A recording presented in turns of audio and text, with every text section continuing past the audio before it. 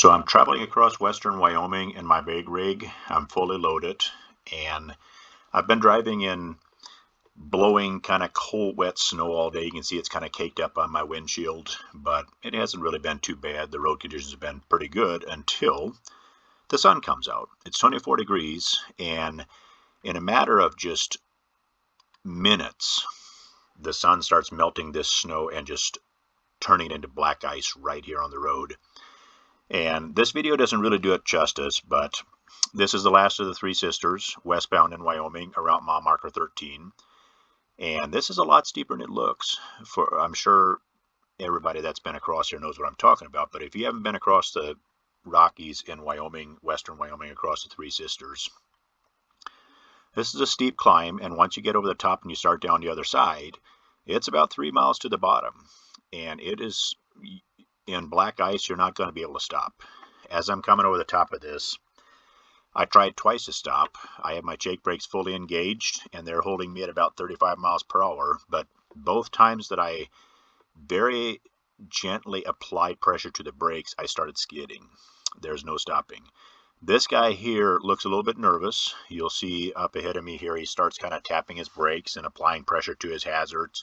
I'm going to back off him a little bit and let him get out in front of me. Right there, he's got his hazards on.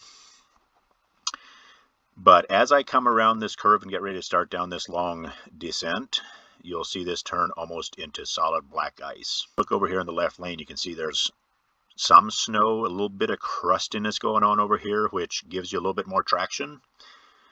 But I'm going to start kind of getting over in that lane, try to borrow some of that traction. This guy knows what he's doing. He's been across this mountain many times. He knows where to drive to get the most traction. Up ahead here, you'll see this guy actually kind of starting to lose control just a little bit. Right here, let me rewind this a little bit. Somewhere in here, you'll actually see him starting to go sideways just a little bit. Right there. But he corrects it, and he gets back, and he keeps going. But based on that, I'm just going to start getting over into this lane, because I assume if he spins out, he's going to be over here somewhere, and I'm going to try to squeeze past. But I'm going to split these two lanes going down this hill, and here's why. If he does end up over on this side, and I'm splitting the two lanes, I only have half a lane to move. And if I'm in this lane, I have to swerve all the way over, and I'm going to lose my rig going down the hill. There's no doubt about it. But if you only have to move half a lane, you can kind of do that gently without making any sudden movements. But watch what happens right up ahead here. Right here, he starts losing it. And I'm going to tell you right now, I don't care if you're a trucker or this guy in this truck or in a car, you're going to start puckering up when you see that guy going sideways down this hill, because I'm not going to be able to come to a stop. I'm, as you can tell, glare ice over here, a little bit of traction over here. I'm going to have to get around that guy, and if I time it wrong, I'm going to hit him and push him to the bottom of that hill. I don't really have a choice. But this guy, give this guy right here credit. He did it right. He's been across here before. He sees what's happening. He doesn't make any sudden moves. He doesn't slam on the brakes. He doesn't yank on his steering wheel. He just keeps going at the same pace and just narrowly squeezes past him. Watch this.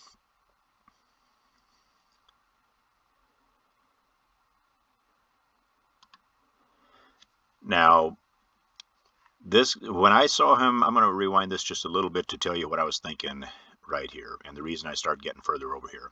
He's spinning out over in this wall, kind of pinballing back and forth, but looks like he's going to end up over here. The momentum looks like it's carrying him kind of down the hill along that guardrail. It looks like I got quite a bit of room. At least this side looks like it gives me the best choice, so I start getting over here real careful like.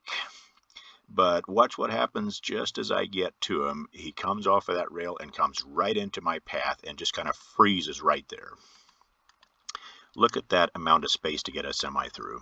I had to drop off of the side of this shoulder, and as I went through there, I felt a bump, and I wasn't sure if it was him or me hitting the guardrail, or thankfully, I have a forward-facing camera that caught this, and then I have two rear-facing cameras on each side that we're going to look at here in a little bit to see if I did hit him or not.